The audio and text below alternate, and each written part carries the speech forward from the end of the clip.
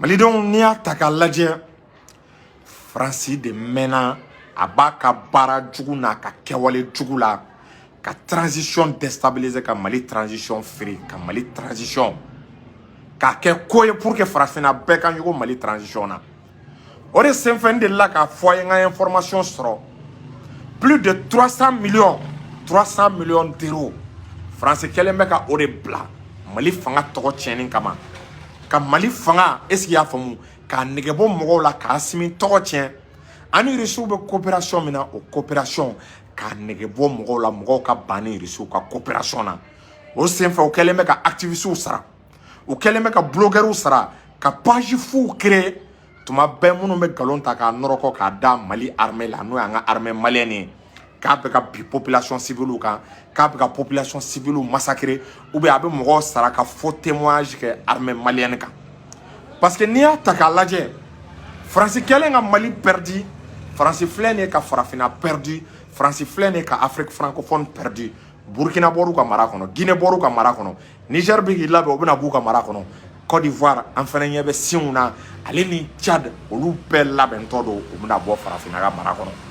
Macron y'a kale ko fɔ a ka ko lato Mali fanga la ko Mali fanga min kɛra sababu ye ka ale tɔgɔ tiɲɛ diɲɛmɔgɔ ɲɛna ka Faransi negebɔ diɲɛmɔgɔ la a fana ye budget de bila k'a ka activistes a ka journalistes a ka homme de médias u ye réunion ba de kɛ réunion min n'a objectif dɔwɛrɛ tɛ ko ni Mali déstabilisera fiɲɛ min bɛ ka wuli farafinna kama fiɲɛ min bɛ ka wuli Faransi kama farafinna ya ka Faransi sen bɔ ko bɛɛ la ko fiɲɛ in ko ni Ala ma jan kɛ a fiɲɛ in bɛ mada a fiɲɛ in tɛ taa ni mɔgɔ wɛrɛ ye donc o de senfɛ u ye galon tigɛ ni manipulation daminɛ o manipulation dɔ de kunna an bɔra kalama est-ce qu'il y'a faamu ka bɔ a kalama k'a fɔ ko Assimi Goïta k'o ka garde corps dɔ ko sniper dɔ ye o jɛ ni marifa ye ko sniper dɔ ye Assimi ko Assimi ka garde corps ko k'o tirer i b'a dɔn u ye nin information fɔ information ma détail di a la u ye garde corps tirer ani Assimi de don wa ani Assimi de ka convoi kun bɛ ka taa wa ko in kɛra kuluba de wa ko in kɛra yɔrɔ jumɛn a kɛra mɔgɔ de ɲɛna wa mɔgɔ si ma bɔ nin ko kalama mɔgɔ ma k'a seere anw bɛ bɔ min kalama objectif ka jamana déstabiliser ka maliyɛnw lasira n'a fɔra ko président ka garde corps ko bali y'o jɛ ko sniper dɔ y'o jɛ ni bali ye o kɔrɔ tɛ population ka wele k'a fɔ ko ja ko insécurité k'a bɛ Mali fan bɛɛ ko jamana min ni président ma sécuriser population bɛna sécuriser o wagati jumɛn na donc u bɔra ka nin kuma fɔ tellement que i b'a dɔn ko nkalon don témoin tɛ a kɛra mɔgɔ min ɲɛna Mali la anw si ma marifakan mɛn an tulo la Katikaw m'a fɔ an ye k'u ye marifakan dɔ mɛn Kulubakaw m'a fɔ an ye k'u ye marifakan dɔ mɛn est-ce qu'il y'a faamu i ma témoin kelen sɔrɔ Mali kɔnɔna la témoin min n'ale b'a fɔ k'a fɔ ko tiɲɛ yɛrɛ la ale ye marifa mankan dɔ mɛn ale ye kɛlɛ mankan dɔ mɛn est-ce qu'il y'a faamu ko dɔw y'a essayer ka Assimi a n'a ka garde corps ko ka u bɔnɛ u nin na n balimaw nin kana aw dabali ban Mali gouvernement bɔra kunu ka communiqué kɛ ka communiqué k'a démenti k'a yira ko journal min ye nin kɛ journal Libération k'a ma fɛn fɔ ni nkalon tɛ a ma fɛn fɔ ni wuya tɛ k'a ye nkalon tigɛ ko foyi tɛ Assimi n'a ka cɛdenw na foyi tɛ Assimi n'a ka garde corps la ko foyi ma est-ce qu'il y'a faamu Assimi n'a ka bataillon foyi ma a sɔrɔ gouvernement ka communiqué y'a yira k'a fɔ k'u ye kuma min kɛ ko tentative d'assassinat ou bien ka galon tigɛ ka da ko dɔw tun bɛ fɛ ka ko lato Assimi na k'a kuma tɛ tiɲɛ ye bi a kuma tɛ tiɲɛ ko dalilu t'a la k'a dabɔra de ko ka Mali fanga déstabiliser k'a dabɔra de est-ce qu'il y'a faamu ko ka jamanadenw ko ka u hakili lawuli k'u hakili papa k'u jasira u k'a fɔ ko sécurité tɛ yen pour que mɔgɔw ka wuli ka bila Assimi ninnu na k'u gɛn ka bɔ fanga la ka sababu kɛ ni président ma lakana jamana min na yɔrɔ b'a yira k'a fɔ i tɛ se ka sécurité ko kuma fɔ o jamana la donc nin ye Faransi ka baara de Mali gouvernement ko tiɲɛ tɛ ko radio minnu bɛ ka nin baara kɛ chaîne minnu bɛ ka nin baara kɛ gouvernement ko k'a b'ale hakili jigin Rwanda de la n'aw hakili b'a la Rwanda radio cɛjuguba dɔ tun bɛ Rwanda n'a bɛ fɔ a ma ko radio Mille Collines o radio Mille Collines n'i y'a ta k'a lajɛ ale de kɛra sababu ye ka siya kɛlɛ ka basigi baliya ka Rwanda jamana ɲagami o radio de kɛra sababu ye est-ce qu'il y'a faamu ka problème bɛɛ la n'a ka génocide se Rwanda ma Mali gouvernement y'a yira k'a fɔ k'u ye publication min kɛ ka galon da Assimi n'a ka garde corps la ko dɔw y'u tire ko tiɲɛ tɛ ko radio ni kunnafoni di sɛbɛn minnu bɛ ka nin baara kɛ ko mɔgɔ wɛrɛw tɛ dɛ France ka baara de don k'u bɛ k'a dabɔ de est-ce que y'a faamu ka Maliens ka aw hakili lawuli ka aw ja lasiran ka aw la paniquer ka radio ninnu k'u ni Rwanda radio bɛɛ ye kelen radio Mille Collines n'i ko génocide rwandais dɔrɔn bɛɛ hakili bɛ taa radio Mille Collines de la radio Mille Collines de tun b'a fɔ ko Hutuw ka wuli ka taa Tutsiw faga n'o ye siya fila minnu bɛ est-ce que y'a faamu Rwanda ou bien est-ce que y'a faamu o radio kelen de tun bɛ haine prôner haine min n'i y'a ta k'a lajɛ n'a bɛ jamanadenw ka olu kari ɲɔgɔn na ale de kɛra sababu ye diɲɛ bɛɛ bɛnn'a kan ko n'i y'a ye siya fila bila ɲɔgɔn na ko a sababu bɔra o radio in de la donc diɲɛ bɛɛ ye radio in kɔnɔ Rwanda radio in fermelen don radio in baara tɛ k'a la yanni diɲɛ wuli cɛ Rwanda Mali fana ye libération ye Mali y'a journal qualifié n'i y'a ta k'a lajɛ k'u bɛ ka baara kɛ ko radio Mille Collines baara ɲɔgɔn Mali autorités ko k'a da mɔgɔw tulo kan an ka gouvernement ko mɔgɔ minnu ye nin baara kɛ ko u bɛna poursuite judiciaire u bɛna u nɔbɔ kiiri la u bɛna kiiri wuli u kun kan u ye nin baara kɛ kun min na u y'a kɛ objectif min na u y'a kɛ laɲini min na k'u tigilamɔgɔw est-ce que y'a faamu ka u ɲini ka tɛgɛ da u kan est-ce que y'a faamu u ka minɛ qu'ils répondent devant la justice vraiment de leur acte mais Maliens ni kana aw dabali banɛ i b'a dɔn ko nin baara in daminɛla a mɛnna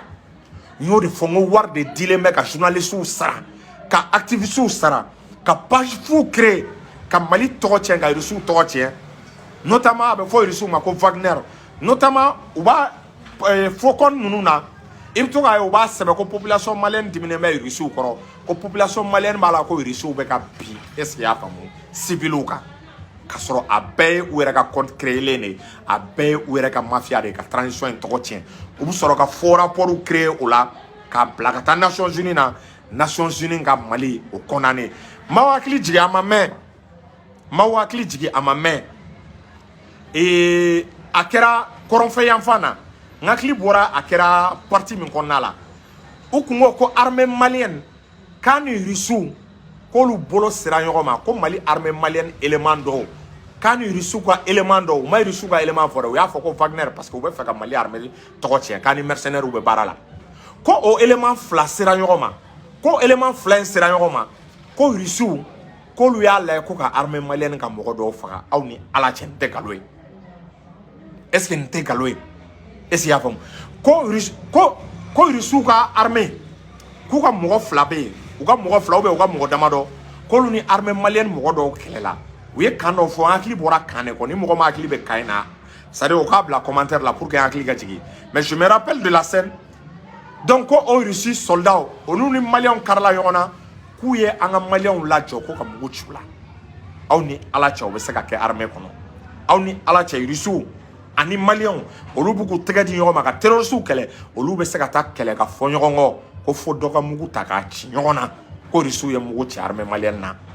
bɛɛ b'a dɔn k'a fɔ o ye nkalon ye o fana kun dabɔra ka population malienne ladimi ka population malienne lamuruti Russiw kama ka population malienne k'a yira k'a fɔ ko Russiw tɛ mɔgɔ jɛɲɔgɔn ye ko Russiw ka coopération ko bingali de b'a la ko Russiw ka coopération ko janfa de b'a kɔnɔ k'u bɛ mɔgɔw trahir donc force dɔ de bilalen don bi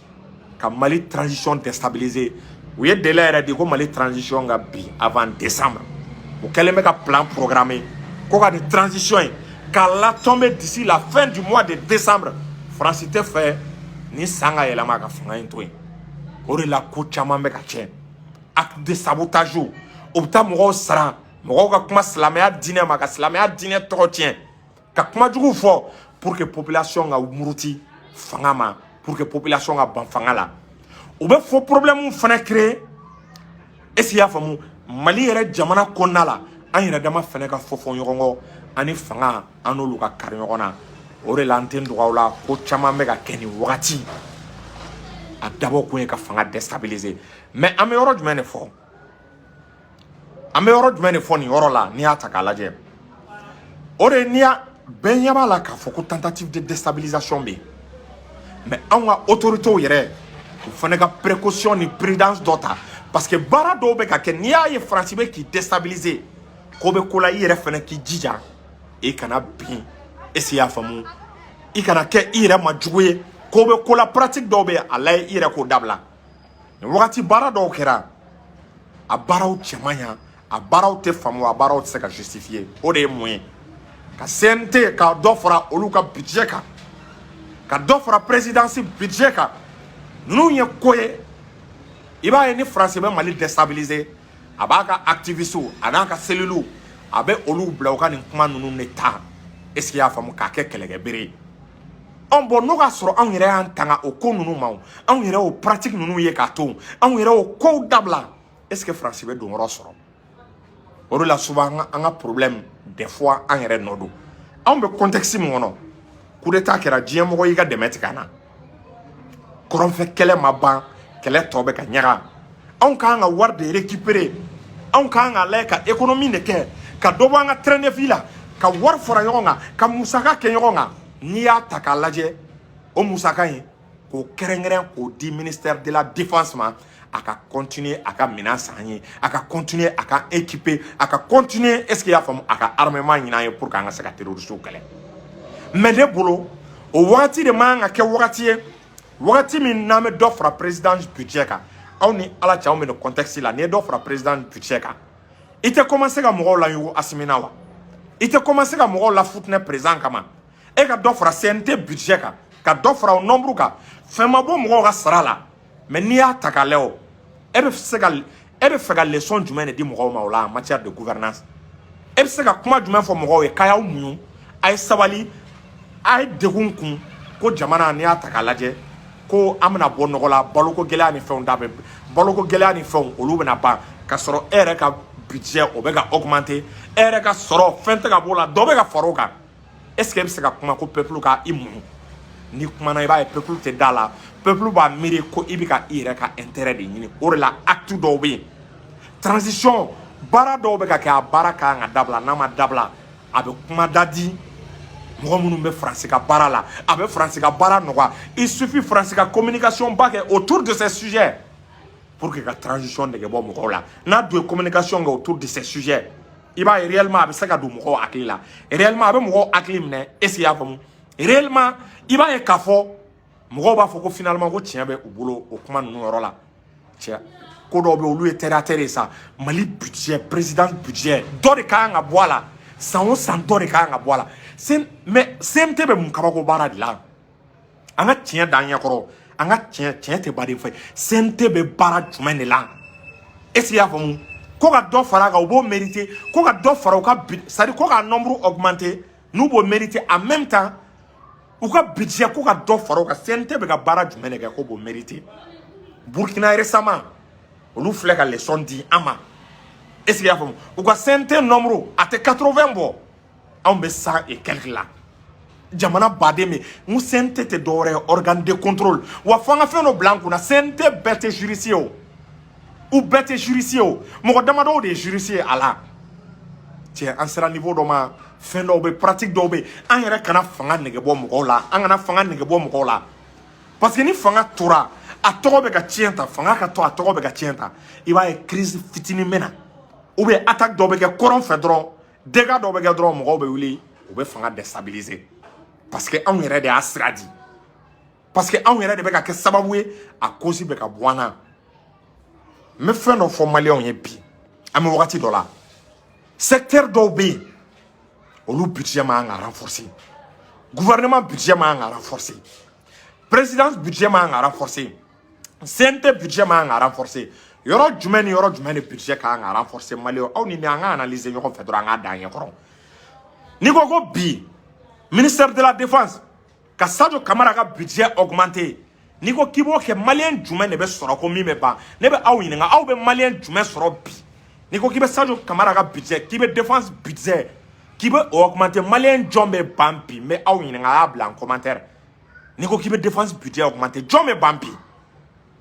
yɔrɔ mɔgɔ tɛ ban est-ce qu'il y a faamu o tɛmɛlen kɔ m'aw ɲininka tuguni ni ko kibe agriculture budget augmenté Que c'est un budget augmenté pour que tout le monde noa office du Niger anga o exploité anga bo baloko gelea anga bo kono malien ka développement anga na miri ko sinin baloko be ke chogo di baloka soro noa la niko kibe agriculture budget augmenté nebe awininga ame wakati na John ebe ba oma John me ba oma voici des secteurs défense agriculture mon budget be mérité bi ka augmenter présidence te CNT naye galon tigɛ malien aw bɛ tigɛ na billahi an tɛ mɔgɔ dɛmɛ galonga